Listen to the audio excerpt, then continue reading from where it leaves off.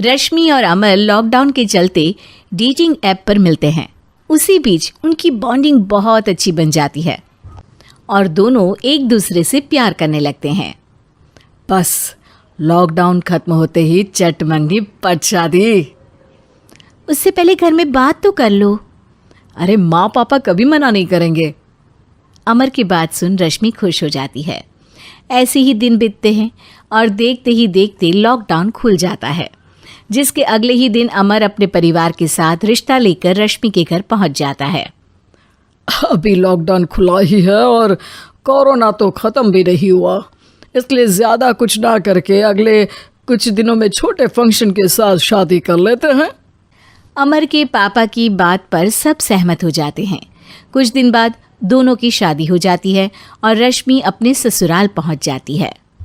बेटा, शादी तो तूने अपनी मर्जी से कर ली, लेकिन बहू को बोल देना इस घर में हुक्म मेरा ही चलेगा, इसलिए अपना राज जमाने की कोशिश भी ना करें।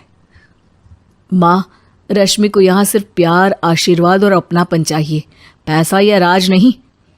बेटी की बात पर सास मुंह बनाए वहाँ से चली जाती है और अब वो हर रोज़ रश्मि को परेशान करना और ताने देना शुरू कर देती है।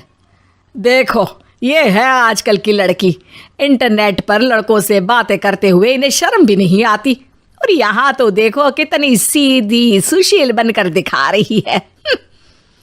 मम्मी, शादी के रिश्ते वाले इंटरनेट ऐप से जब किसी को कोई दिक्कत नहीं है, फिर डेटिंग ऐप के जरिए मिलना किस तरह गलत हो सकता है? रश्मि के डेटिंग ऐप वाली बात सुन उसकी हैरान सास तुरंत तुनक कर पूरे घर को सिर पर उठा लेती है, जिसकी आवाज़ सुन अमर और उसके पापा भी वहाँ आ जाते हैं। हाय मेरी माता, इतना बड़ा झूठ! डेटिंग ऐप को इंटरनेट के जरिए मिली है बोलकर इस कलमुही को मेरे सर ला बिठा दिया। अरे नास पिटी, तुझे जरा भी शर्म नहीं आई? वहाँ न जाने कितने लड़कों से गुलू गुलू करके तुझे मेरा ही लड़का मिला था फंसाने के लिए। माँ, मुझे तो समझ नहीं आ रहा क्या बोले जा रही हो।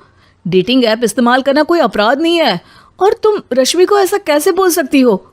मैं भी तो था उस ऐप पर। पहले उसके लिए माँ से झूठ बोला और अब लड़ाई कर रहा है।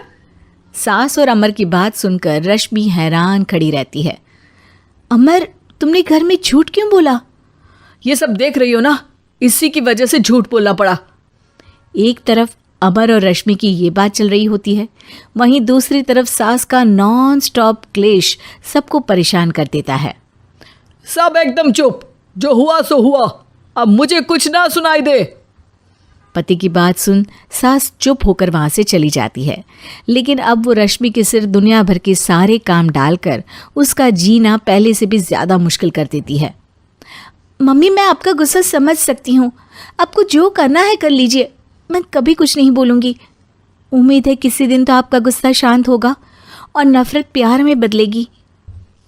रश्मि की अच्छाई को उसका नाटक समझकर सास गुस्से के 7वें आसमान पर चढ़ जाती है और उसी शाम रश्मि को नीचा दिखाने के लिए अपनी सहेलियों को घर बुलाकर उसकी बुराइयां करने लगती है। अरे कौशल्या, क्या बताऊं, आजकल के बच्चे ना बहुत एडवांस हो गए हैं। पहले रिश्ते घर परिवार वाले सब देख परख के कराते थे, और अब ये लोग खुद न जाने कहाँ कहाँ मिलकर खुद ही सब कुछ पक्का करके हमें बता देते हैं।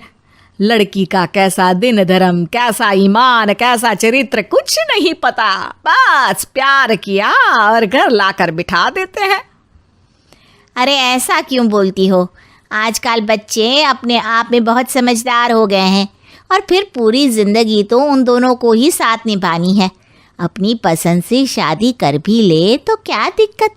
तू ही देख ले, पहले इतना अच्छा बेटा और अब सोने पर सुहागे जैसी सर्वगुण संपन्न बहू।